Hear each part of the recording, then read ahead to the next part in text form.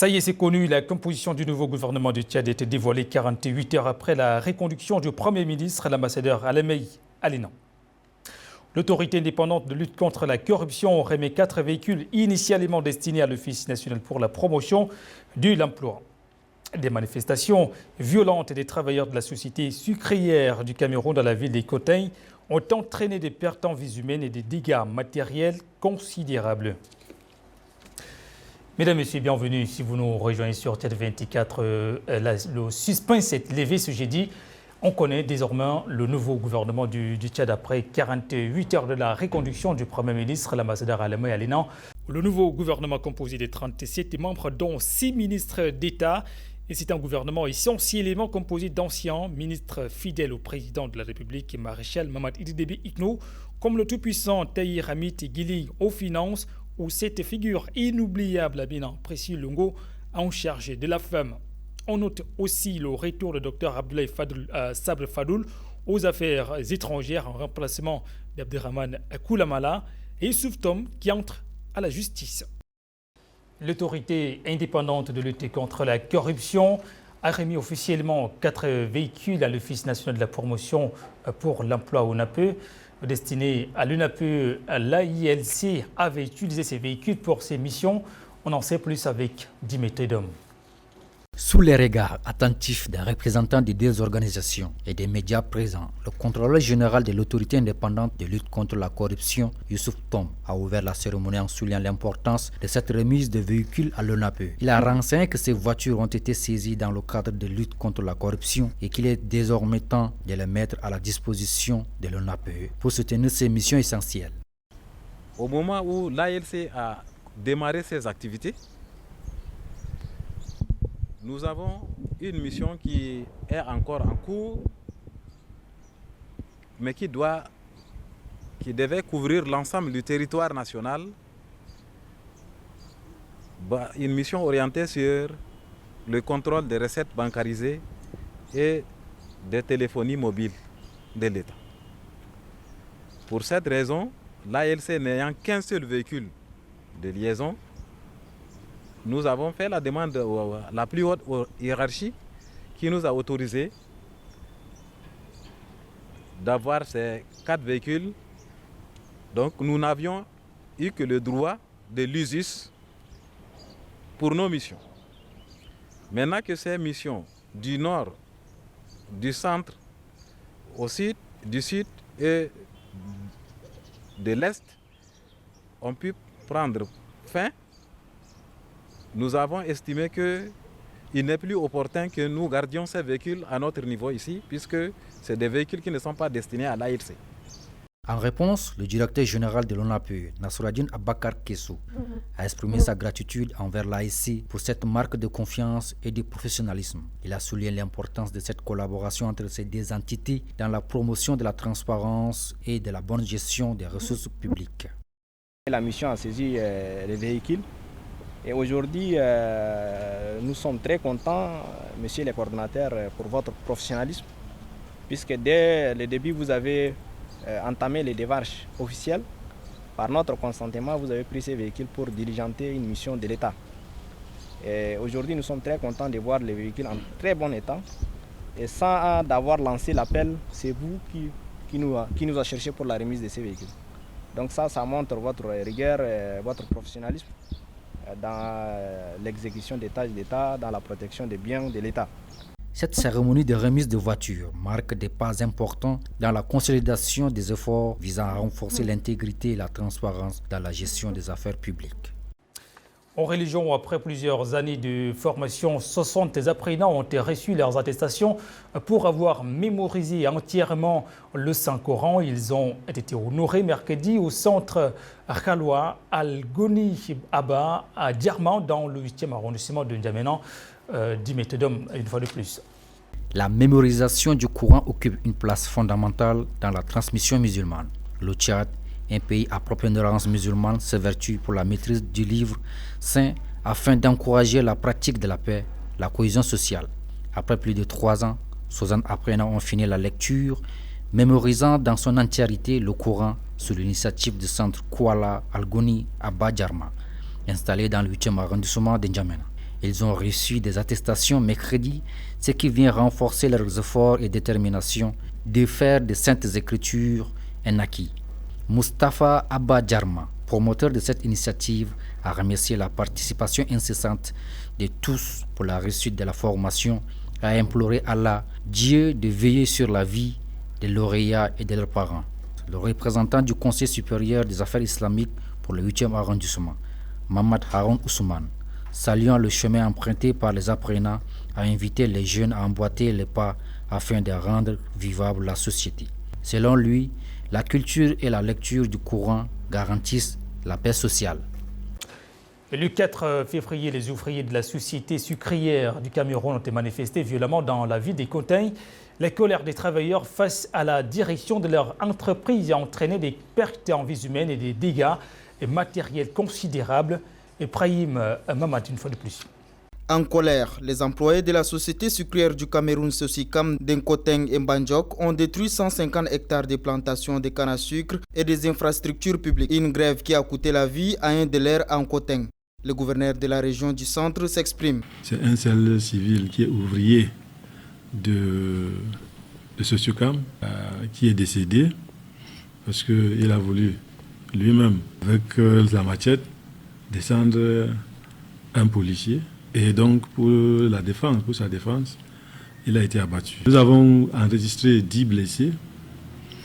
Du côté des forces de maintien de l'ordre, il y avait un seul blessé civil.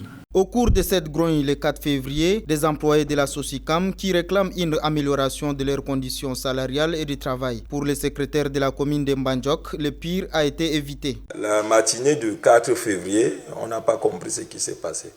Pendant qu'on était encore sur la table de négociation et que des résolutions étaient prises, à la veille, il y a même eu un planning de relance des activités.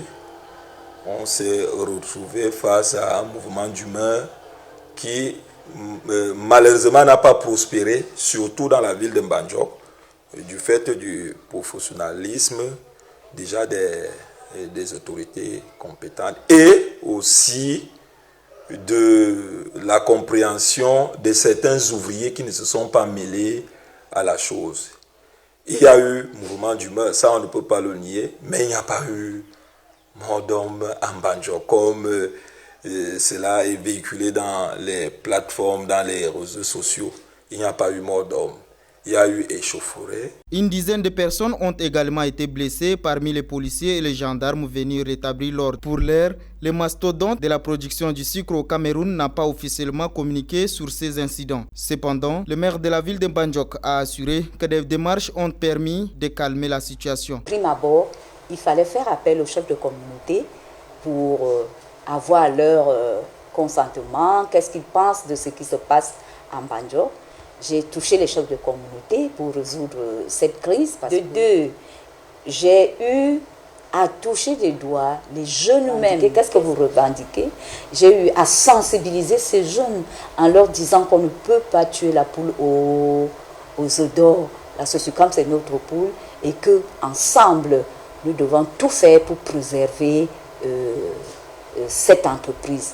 Et ces jeunes, ils m'ont écouté et je me dis, au jour d'aujourd'hui, la calme est revenue dans la ville. Il faut indiquer que cette grève survient un peu plus d'une semaine seulement après la nomination de Jean-Louis Lissio au poste de directeur général de l'entreprise. La destruction d'une des parties des plantations de canne à sucre de la Sosicam par les grévistes devrait avoir une incidence sur la production annuelle de cette entreprise à capitaux mixtes. Prévu du 3 au 11 février 2025 à Genève, en Suisse, la 156e session du Conseil exécutif de l'Organisation mondiale de la santé sera marquée par un plaidoyer pointu du groupe Afrique avec des interventions incisives du Cameroun. Priska Ndonso nous en dit davantage. La 156e session du Conseil exécutif de l'Organisation mondiale de la santé mise sur la charge des maladies non transmissibles en favorisant la santé rénale et en renforçant les moyens de prévenir et de traiter les maladies rénales, la couverture sanitaire universelle, la santé mentale, le lien social et la stratégie mondiale pour les ressources humaines en santé à l'horizon 2030. Pendant pratiquement 8 jours, les acteurs de la santé vont tabler sur le rapport de la commission permanente sur la prévention, la préparation et la riposte en cas d'urgence sanitaire. Un autre sujet majeur est la stratégie mondiale pour la santé de la femme, de l'enfance et de l'adolescence. Ces sujets s'inscrivent parfaitement dans les 3 grandes priorités du monde et particulièrement d'Haïti. Le docteur Manouada Malachi, 3e vice-président de ce conseil exécutif de cette session, invite les autorités sanitaires mondiales, dont l'Organisation mondiale de la santé et la communauté internationale à plus d'équité, à une coordination étroite avec les autorités sanitaires nationales pour des politiques sanitaires locales plus efficaces et mieux adaptées. Il a précisément insisté sur les pays d'Afrique subsaharienne dont les capacités d'épanouissement des systèmes de santé sont fortement compromises par le fardeau de la dette au moment où beaucoup expérimentent des démarches décisives comme la couverture santé universelle. Il faut enfin noter que cette 156e session est cruciale car elle aborde plusieurs priorités mondiales en matière de la santé, notamment la couverture sanitaire universelle, les urgences sanitaires et l'amélioration du bien-être global. On termine avec les sports dans le cadre du tournoi dénommé Challenge de la refondation du football féminin. L'équipe de N'Djamena 1 et N'Djamena 2 ont eu leur confrontation. Une finale exécutée au stade municipal de Paris-Congo. Yacoub Abdallah Malouda assisté pour nous. Le coup d'envoi de la finale a été donné par le ministre de la Jeunesse et des Sports, Abakar Djarma Omi. Cette compétition qui a débuté le 28 janvier avait pour objectif de détecter les joueuses talenteuses afin de rejoindre l'équipe nationale pour affronter l'équipe féminine du Sénégal. Après 30 minutes de jeu, N'Djamena 1 a ouvert le score grâce à un pénalty obtenu suite à une faute dans la surface. Le pénalty a été tiré par Dimgo, portant les dossards 9. Après la pause, N'Djamena 2 a su redresser la barre. En seconde période, une faute similaire a permis à Nelem Dossard 7 d'égaliser sur pénalty. La tension montait alors que les deux équipes se battaient pour prendre l'avantage. C'est finalement Dené Madi Edith, portant les dossards 8, qui a inscrit les buts décisifs à la 20e minute de la seconde période. C'est là ainsi la victoire d'N'Djamena 2 sur le score de 2 buts à 1. Le coach de l'équipe d'N'Djamena 2, Ganda Tao Hamia, a partagé ses impressions sur la victoire. C'est une impression de joie et de satisfaction parce qu'on avait promis faire 2 objectifs fondamentaux. Le premier, c'est de donner à l'équipe nationale des filles de qualité, des filles de compétences, des filles qui peuvent nous défendre valablement. Et on vient de le montrer que nous avons des filles de qualité dans notre équipe de la bien. Le second objectif, c'était de remporter la finale.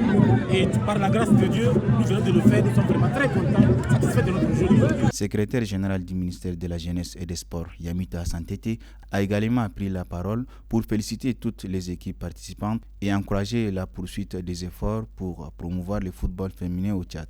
Que cette activité soit pérennisée pour la promotion et le développement de notre football féminin.